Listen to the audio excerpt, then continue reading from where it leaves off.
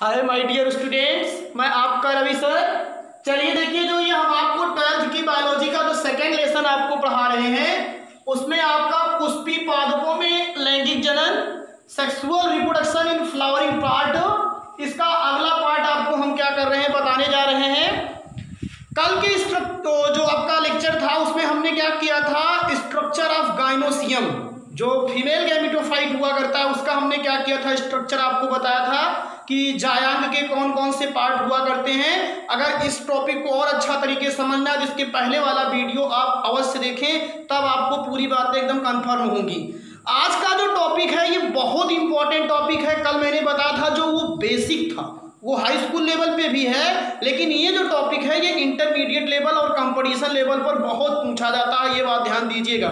और इसका एक डायग्राम जो है ये भी बहुत एग्जाम में क्या किया जाता है, पूछा जाता है। तो हम आपको आज अगला जो टॉपिक बताने जा रहे हैं उसको आप ध्यान से समझिए, वो है वीजांड की संरचना। ऐसे करके एग्जाम में आता है कि वीजांड की संरचना क्या कीजिए, आप समझाइए। तो ये आपके सामने ये क्या है, स्ट्रक्चर्स ऑफ ओव्यूल्स, ये क्या है, वीजांड का आपका क्या है स्ट्रक्चर, आपको क्या किया गया है, बताया गया है। और इस वीजांड के पूरे हम स्ट्रक्चर की डिटेल जानेंगे, बस इसी लेक्चर में जान लीजिएगा। तो आइए हम देर नहीं करते हैं, चलिए यहाँ पे ध्यान दीजिए। सबसे पहले वीजांड एक छोटी सी संरचना होती है। अभी कल मैंने बताया था कि अंडाशय के बीच में जो छोटी छोटी क्या हुआ करती है, कई पालियां होती हैं, उसी को वीजांड कहा करती हैं। तो वही पहली चीज बताया गया कि वीजांड एक छोटी सी संरचना होती है जो वीजांड वृंत द्वारा वीजांडासन से क्या रहती है, जुड़ी रहती है।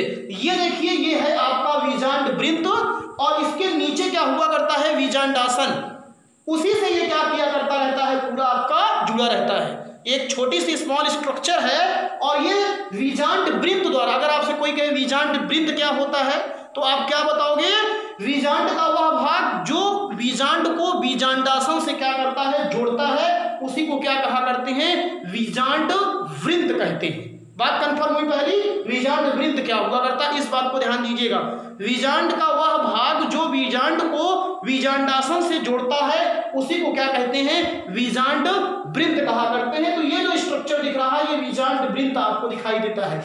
अगला ध्यान दीजिए, फिर वीजांड वृंत द्वारा क्या रहता है, जुड़ा रहता है, जिसे हम लोग क्या कहते हैं, नाभिका कहते हैं। जहां से वीजांड वृंत और वीजांडासन आपस में जुड़ते हैं उसी को हम लोग क्या कहते हैं, नाभिका, फाइलम के नाम से क्या किया करते हैं, इसको जानते हैं।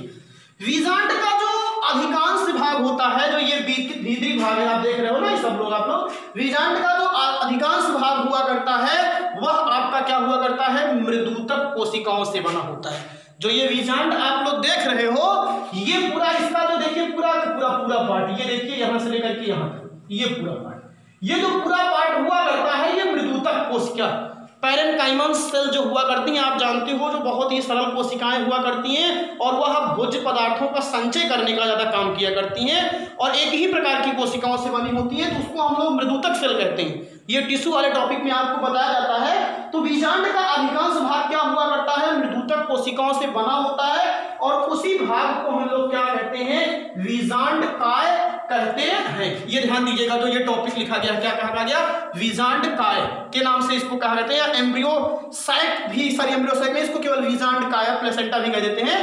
और अब देखिए, ये तो आपका हो गया वीजांडकाय, ये क्या हो गया आपका वीजांडकाय, और ये क्या हो गया वीजांड वृंत, और जहां से ये वीजांडासन जुड़ा रहता है उसको क्या कहते हैं, नाभिका। फिर उसके बाद ध्यान दीजिए, जो ये वीजांडकाय आपको बताया गया पूरा, ये कई परतों से क्या हुआ करता है, घिरा रहता है। अब आप देखिए इसके चारों तरफ ये लेयर है और इन्हीं परतों को ही हम लोग क्या कहते हैं, अध्यावरण कहते हैं।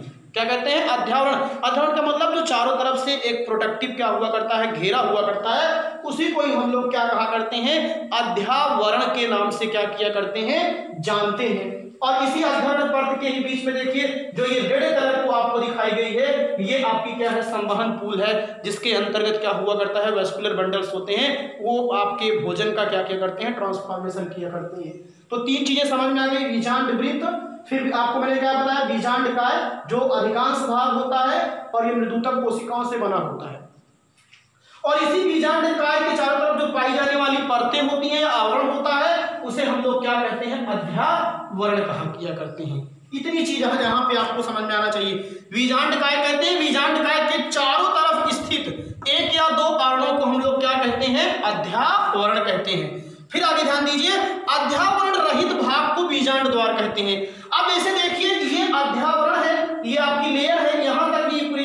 अब यहाँ पे देखिए ये क्या हुआ करती है, जो भाग यहाँ पे नहीं है, जहाँ पे अध्यावरण भाग नहीं होता है, वहां पर छोटे क्या होता है, छिद्र पाया जाता है, और उसी छिद्र को हम लोग बीजांड द्वार माइक्रोपाइल के नाम से क्या किया करते हैं, ध्यान दीजिएगा, इसको बीजांड द्वार या माइक्रोपाइल कहते हैं। और इसी बीजांड द्वार द्वारा ही जब आपकी पराग नलिका आया किया करती है, तो पराग नलिका जो हुआ करती है जिसमें मेल गैमेट हुआ करते हैं, इसी बीजांड द्वार द्वारा ही क्या हुआ करती है, वो अंदर क्या किया करती है, प्रवेश किया करती है। आपसे कोई पूछे बीजांड द्वार है क्या, तो वह भाग जहां पर अध्यावरणीय परतें नहीं पाई जाती उसको बीजांड द्वार कहते हैं।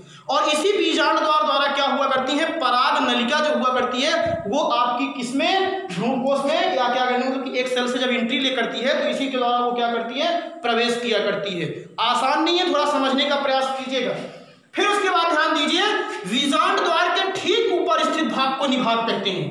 अब जैसे ये आपका बीजांड द्वार है, यहाँ पे देखिए ये बीजांड द्वार है, और इसी बीजांड द्वार के एकदम ठीक ऊपर, ये ऊपर देखिए, ये एकदम ऊपर पार्ट जो है, इसी को क्या कहा करते हैं, निभाग या चैलजा के नाम से क्या किया करते हैं, जानते हैं। बीजांड द्वार के ठीक ऊपर स्थित भाग को निभाग या क्या कहा किया करते हैं, चैलजा कहते हैं। और फिर इतनी चीजें तो समझ में आ गई।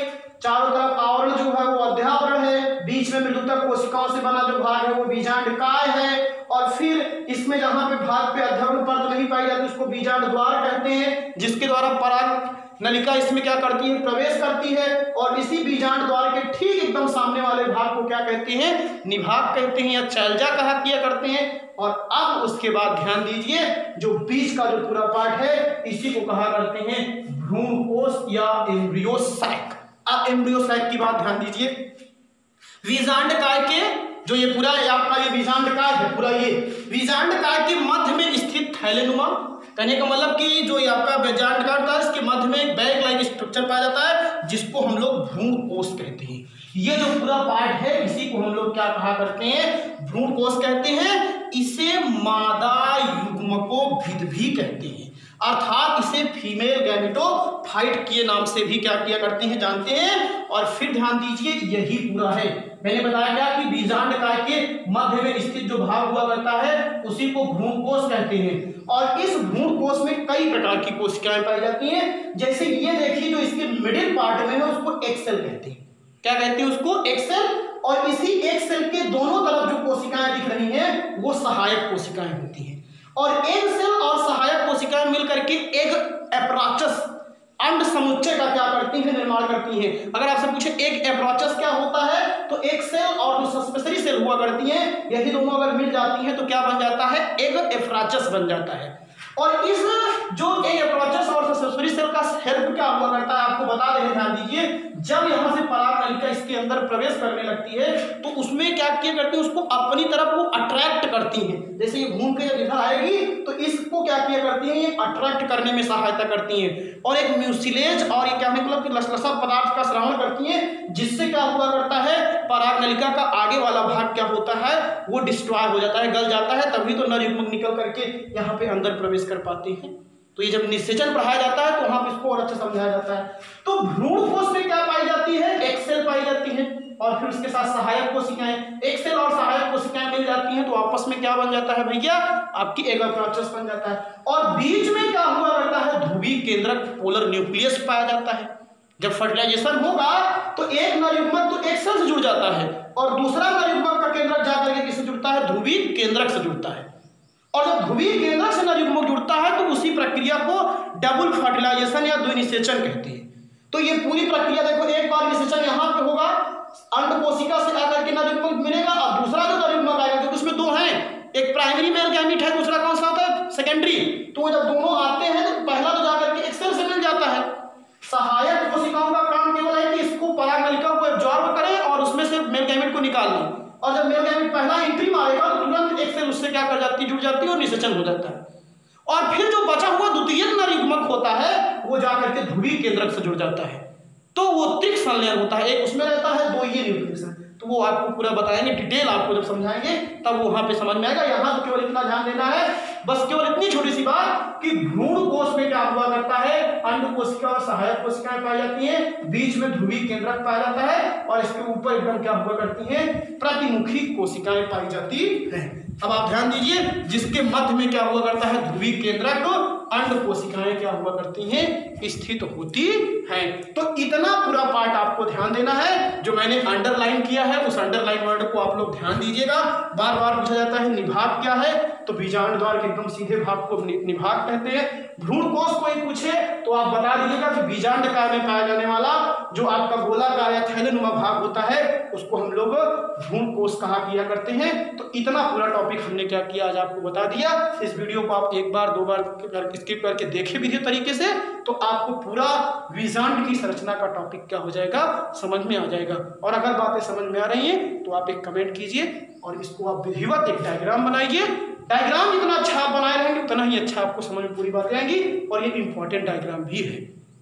तो इस तरीके से हम आपका ये टॉपिक यहीं पे क्लोज करते हैं। कल आपको हम भ्रूण बीजाणु जनन का आगे का टॉपिक क्या करेंगे, प्रोवाइड करेंगे, उसके बाद फिर निषेचन का टॉपिक आएगा। थैंक यू, धन्यवाद।